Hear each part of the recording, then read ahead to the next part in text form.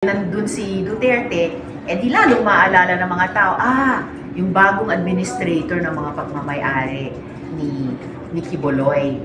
So lalong naging mas klaro pa na intertwined talaga ang fortunes nilang dalawa. Kasi hello mga kabibig! Welcome back sa ating bagong YouTube channel. Ito ang pinakamaingay na YouTuber sa balat ng YouTube.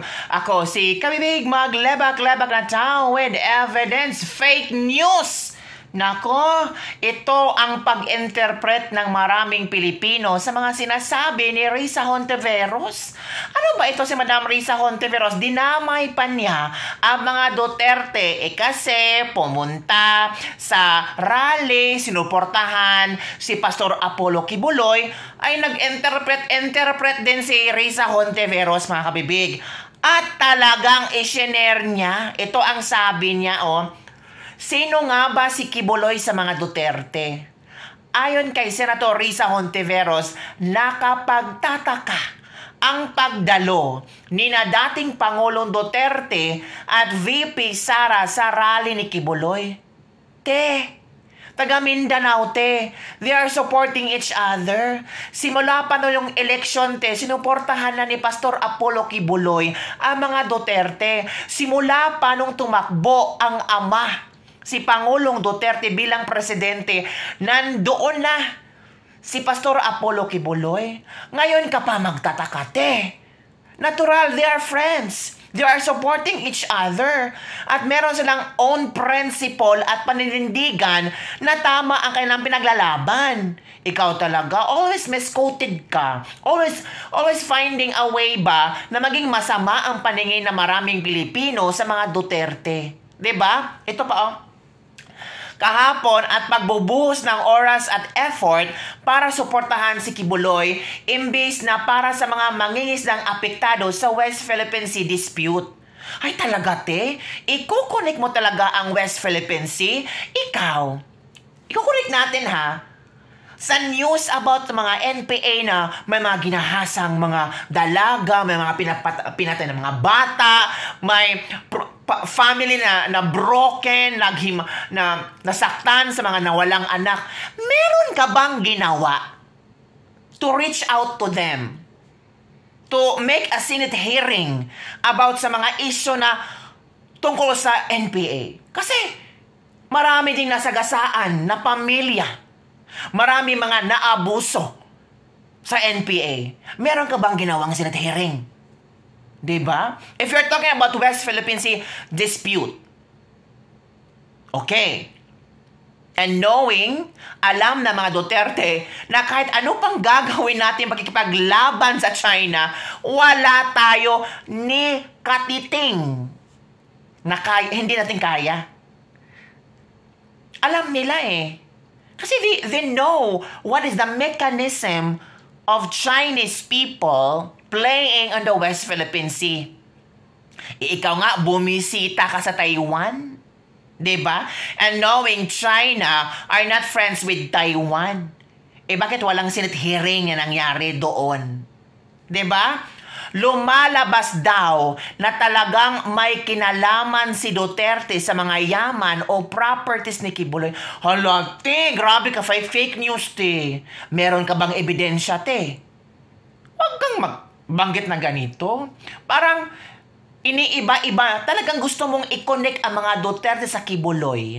Talagang gusto mo ba na nalalaman na yata ng mga tao na, ito pala ang hidden agenda? Oo, pinain lang si Kibuloy pero the real story ay patungo sa mga Duterte. Nakita na ng mga tao. Tiniyak din itong walang epekto ang mga itong rally sa pagdinig ng kanyang komite. So, yung mga rally daw ginawa ng mga supporters ni Pastor Apollo Kibuloy, walang epekto. As in, dead mass siya.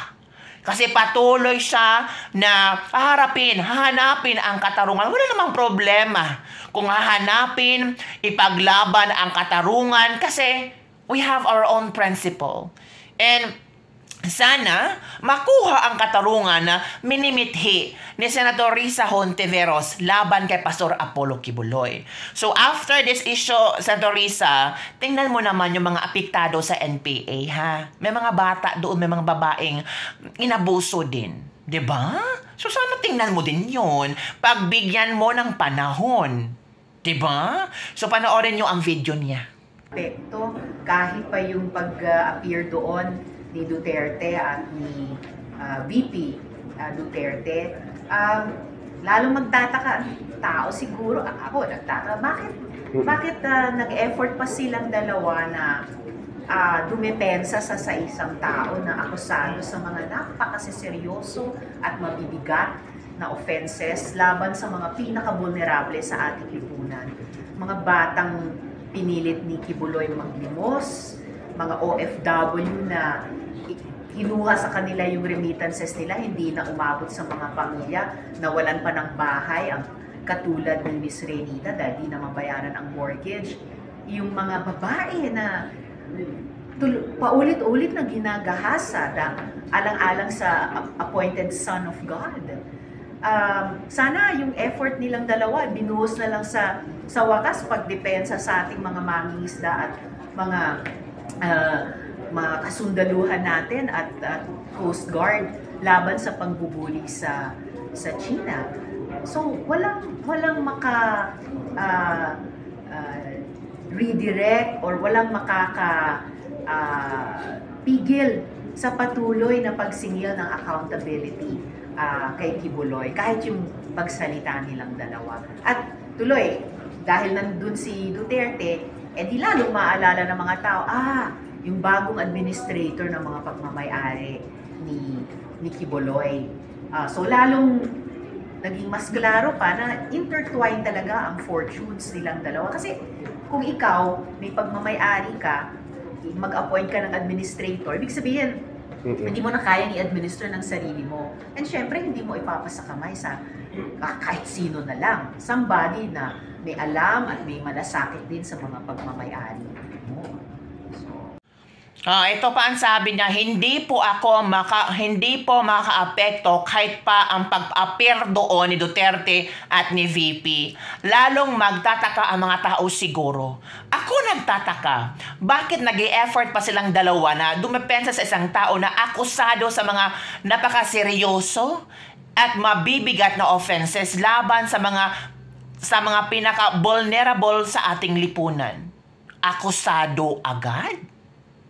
Sabi na ba ng hukuman na si Pastor Apollo Kibuloy ay accused na? Di ba alleged pa ang gamit? Nako te ha, hinay-hinay. Ito pa the opposition senator was pertaining to the children who were supposedly forced to beg for money, overseas Filipino who were deprived of their own remittances, and the woman who allegedly raped and exploited by the self-proclaimed appointed son of God.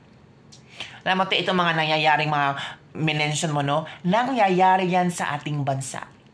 Nangyayari yan sa mga bulubunduking area ng Mindanao. Have you tried going there and try to interview people na nagsuffer sa abuse ng ginawa ng mga NPA? Have you ever interviewed? Have you ever asked them how are they doing in their life right now? Na ang nangyari sa kanila, it's still haunting them. Diba?